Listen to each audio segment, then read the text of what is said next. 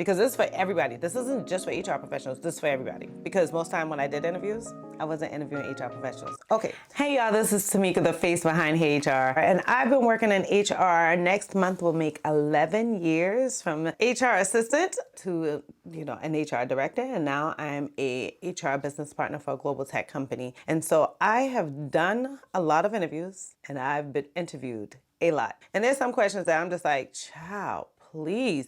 It took me a while to understand why these questions were being asked. And personally, when I interview folks, I really try to dodge these questions to some degree, or I really help people answer them. I just assume that you hate these questions too. So if you want to know the questions that we hate, but how do I answer this question? Because they're always being asked in interviews, then keep watching. So I don't have these questions in any particular order. I will tell you that they all kind of around the same realm. And the very first question for me is, tell me why you're leaving your current role. Maybe you've been at this company for a really short period of time, or maybe you've been there for a really long time. And somebody wants to know, or the question they ask in the interview is, tell me why you're leaving your current role or your current organization. It's so annoying, but I'm gonna tell you, there are particular ways you're gonna answer this question. If you're leaving your current role to go to a higher position, then that's the easy one, right? You wanna say, well, I really just wanna grow my career. I was looking for more of a challenge. I know that I have really done the best on all of those tasks because I've done X, Y, Z. So you wanna talk not about just what you did on an everyday basis, but your transformation, right? So you wanna talk about how, if you were working as a recruiter, I went from being able to fill my requisitions in 85 days and I decreased that to filling them in 30 days. I went from being able to only handle 1 or 2 requisitions per time to now I can handle up to 10 as long as there's one person in each requisition. Now, if you want to talk about, you know what, maybe I've been a really good benefits specialist and now you're graduating to another position. So now you want to tell them, I went from being able to only handle workers' comp to now I handle all benefits. I have created open enrollment where it's a little bit more easier for employees. What I've done is this, and this. Put some metrics in there, put some time in there, because you want them to know, like, child, I didn't kill the game over here. This is why I'm interviewing for your job. Now let's say it's a little bit different. Let's say you're leaving from like one position, you go into the same position. You've been an HR generalist, now you go into another company as an HR generalist, or you're interviewing for HR generalist role. You gotta be a little different in this one, because we need something to really show that is not something that the new company wants to be alarmed about. So many times we dive into saying, I want a better culture fit. I didn't feel like that company was providing me enough training and professional development. I didn't feel like that was the best place for me. No. Because now you're finger pointing. You're finger pointing. Stay away from that. If you're leaving from one position to go to another, hopefully you're going to a different industry. So say, I really have done really well as an HR generalist in this such and such industry, and I really wanted to see if it's the same or if there are different challenges in this position. I really feel like I can bring some fresh eyes to your organization and to this position because I've done it so well, so long. I really wanted to be closer to home, to work remote. Like if it's any of those things that's really helping you or really that's a differentiator, then point those things out. It's okay to say, I really wanted to be able to get to my child's game on time. You guys are closer. You close earlier, so I leave earlier. You want to bring those things in after you talk about what is another reason. Is it a different industry? Is it a different salary point? Is it a different work schedule? Like, talk about the regular stuff and then dive into something that makes it more personal as to what's important to you. Let's say you're leaving and you go into a lower position. Sis, I don't know why you want to be doing that. Let's just start with that. But there are some people that do it. And I go get hard on you. And meanwhile, I just remember I already did that myself. But for me, maybe your situation is like me. I felt like I was spending so much time working. I felt like I was constantly babysitting my employees because I had a team that would literally come in the next morning and they have hangovers and they didn't take HR seriously. And they got this job because so-and-so knew so-and-so. This one was this one's neighbor. That one was this one's babysitter. And they had no passion for HR. So they did the very minimum on the job. And so I did take a job where I wasn't having employees report to me. Now, I didn't go into that much detail, but I said I wanted to be able to spend more time with my daughter. My daughter's getting older, and I wanted to make sure that I was having more time to attend her games and things of that nature. And I also wanted to step away from managing because I felt like managing was taking time away from me being a mother. So maybe you can say that it's okay to be vulnerable for a second. Don't get too vulnerable. But it's okay to kind of open up and show who you are. Maybe you want to say, I didn't realize that your company had XYZ. So poke around on Glassdoor, poke around on LinkedIn, poke around on their website. What are some of the things that stand out to you that the company where you are doesn't have? And say, these are the reasons I wanted to go here. I feel like I've mastered it. I'm comfortable financially, or I'm comfortable in decreasing my skill set because I really wanted to have an experience with XYZ. Now you're gonna have to dig into something and be personal on that one, because nobody can understand why, or people struggle to understand. I won't say nobody. People struggle to understand why you take a lower position. So you're gonna have to bring in a little bit of vulnerability where you're comfortable. Don't get too deep. Go to your comfort level. Okay, so that's the first question, and that took a minute to break down, right? And we see why, because there's not a one go-to answer. It totally depends on the type of transition that you're making. Is that transition for a higher position? Is that transition for the same position? Is that transition for a lower position? It really, really depends. So your answers are going to be different depending on where you are in your career, what company you're currently working for, what position you currently have, to where you're going, where you're interviewing for, where you're anticipating to get a job offer for. And so now let's talk about the next one. And the next one is, tell me about yourself. I did a video all on answering this question about tell me about yourself. So definitely y'all check that out, because I did a deep dive. That video is focused just on that question, because that question is like everybody's go-to. I noticed that most times the people that like to ask that question are very, very new managers. So if you notice them hanging on that question long and really looking for a real answer, they might be kind of new, but that's not always the case. So definitely check out that video where I told you all about how to answer tell me about yourself.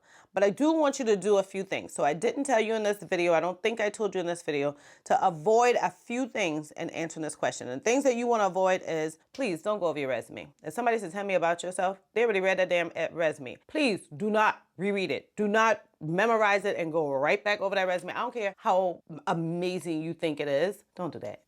They already read the resume. It really is too much. It's roadkill. And too many people do that. And I am so confused why you guys think that's telling you about yourself. You already told people about yourself. Hit on something different. Another thing that you want to do is giving away EEOC rights. So you don't want to focus on your family. I have a husband, I have small kids, they're this age. Now you start talking about a child that's still breastfeeding, and now you're looking at the chance of someone discriminating on you and thinking, when is she gonna have time? She's gonna need a personal place to do lactation. She's gonna need lactation time. She's going to need a closed refrigerator where she can store her lactated milk or what have you. Don't give away too much extra EEOC rights. Don't focus on the fact that I just got through this divorce and now I'm raising my kids by myself and I really am excited about getting this job so that I can start a new fresh life. Child, please, I know you're going through some things, but then people don't need to know, because that does not mean that they're always going to give you the job. Okay? And so they're supposed to be looking at your skills and not your personal life. Let's forget, you're giving away EEOC rights. Now, next thing, y'all, please avoid being long-winded on non-professional details. It's too many times I've asked this question, and I've asked it, I've changed the way I ask it over time, because I can't tell y'all how many people will go through and literally give me a biography. Even on screenings, I'm like, my friend, this is only scheduled for 15 minutes. You just used 5 minutes telling me all about yourself. I have somebody else I'm interviewing in the next couple minutes. Wow me. You have 15 minutes to wow me. You have 15 minutes to wow that person that's interviewing you. So y'all, stay focused. You don't want to get into all these long-winded details on things that's not professional or that doesn't relate to that job.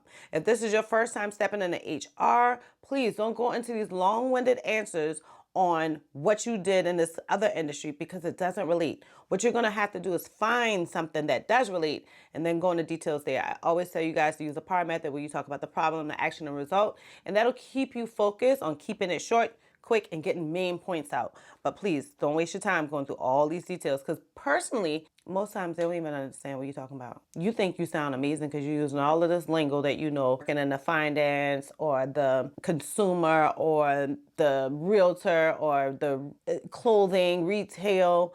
Like, you think you sound so amazing because you're using all these terms you learn in that industry. And I can promise you 9 times out of 10, if it's not the same industry, that HR professional don't even know them terms. Stay away from that. All right, next question.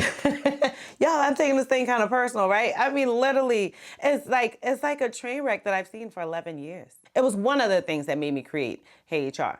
But like, y'all, please, if you got to sit down and play this video again, take notes. Do it when you're not trying to feed the kids. Do it when you're not trying to fix dinner. Do it when you're not riding in a car and there's trains everywhere and sirens going off. Like, listen to this video again and take this information in, because this is for everybody. This isn't just for HR professionals. This is for everybody, because most time when I did interviews, I wasn't interviewing HR professionals. Okay, next thing, tell me why you're the right fit for this role, or why we should pick you. That's another question we hate, right? Because it really makes us feel like we're being selfish and that we're talking about ourselves, but it's a really good question. We hate it because we don't know how to answer it. We hate it because we're not comfortable with ourselves. Imposter syndrome is hitting in. We still have underlying issues from when we were a kid that we still haven't solved. It's us who's scared to answer these questions. But if you know how to answer this question, it won't be so bad. I would tell you to make it a bit comical. I get it. This isn't for my introverts. My extroverts with a little bit of personality. Make it a little comical. Find something about yourself that you kind of like as a joke, that hits in with your career, that makes people kind of get relaxed. And so one of the things that I like to talk about is how much I hate payroll. I never want to do payroll, and it's my biggest thing to always make sure that any job I'm applying to doesn't talk about payroll. And whenever I have somebody start asking me questions about payroll, child, I make it clear to them, that ain't my job. That is not what I do. Maybe you can talk about something that's professional, but a bit comical, where you're kind of hitting on to yourself. And now one thing that you can do is,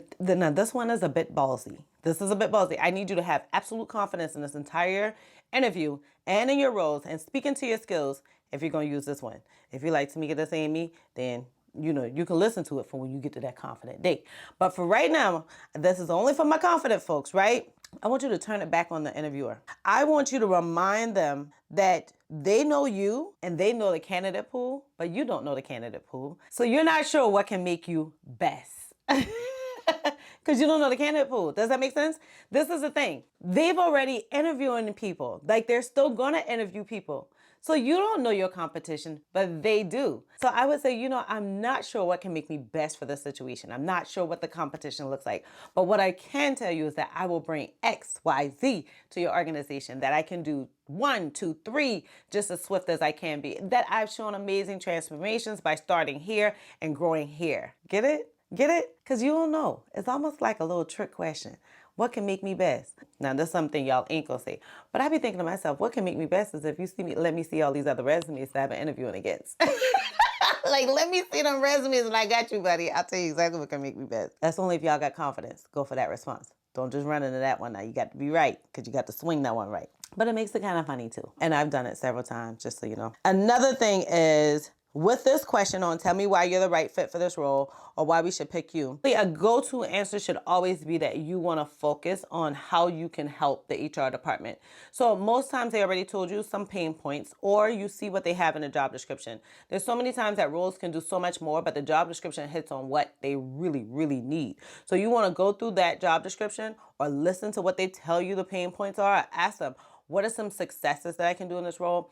What are some things that people have struggled with in this role? What have you had a lack of in this role that you're looking for? So these are questions you can ask early on if they ever ask you if you have questions or whatever, or you can ask in the screening process so you can come prepared to the next interview when they ask you this question, and you can hit on those pain points specifically. You might have had experience everywhere else, but focus primarily on those pain points that they're having. Your skills everywhere else may be amazing. Focus on the parts that you know the last person struggled with, the organization struggled with, they're trying to get to. Focus on telling them how you can help them get there. Now let's dive into the last question. So the very last question, what would your past supervisors say about you? Y'all, personally, I hate this question. I hate it because I have so many letters of reference that why you need to ask about my last supervisor when all these other people didn't tell you I'm amazing. But anyhow, that's just me. So one thing that you can do is invite them to feel free to ask them once the position is offered to you. So you don't want to give them the offer to go out there and check your references beforehand, because they're only supposed to check your references after job offer. It could be a verbal job offer, it could be a written job offer, it doesn't matter.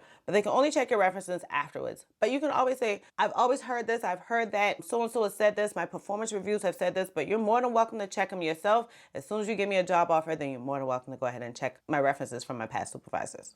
Again, that's kind of a ballsy one. Be prepared when you go in there now, because everybody ain't ready for that answer, but that's the truth. Now, another thing that you can do that's a little bit easier and doesn't take as much, confidence, is you can refer them to check with your LinkedIn recommendations. So they can go to your LinkedIn profile and look at the folks that have recommended you. And if you have that filled in LinkedIn and all connected with some great reviews, tell them, hey, you know, I have a couple of my past supervisors on there, or I have past coworkers on there. My past supervisors would say XYZ, but my LinkedIn profile also shows you, you know, 1, 2, 3. That's one great reason to beef up that LinkedIn profile. So I'm going to do a video all about how to get that LinkedIn profile right. And as you can see, that's one of the suggestions I would be giving. So make sure to subscribe and hit the bell so you know when that video comes out, because I'm going to go through a nice deep dive on how to get that LinkedIn profile right, because honestly, you missing job opportunities when that LinkedIn profile ain't right. People worry about posting. Don't worry about posting. Worry about getting that profile right, and worry about making the right connections so the right things come up on your timeline. But anyhow, that's a story for another day. The next thing that you want to do is offer your past performance reviews. You have amazing past performance reviews. What you can say is, my supervisor said this, my supervisor said that. At this job, they said this, and keep it nice and sweet, where you might have said, I've been always complimented on multitasking. I've always been complimented on meeting deadlines. I've always been complimented. You can talk about that, right?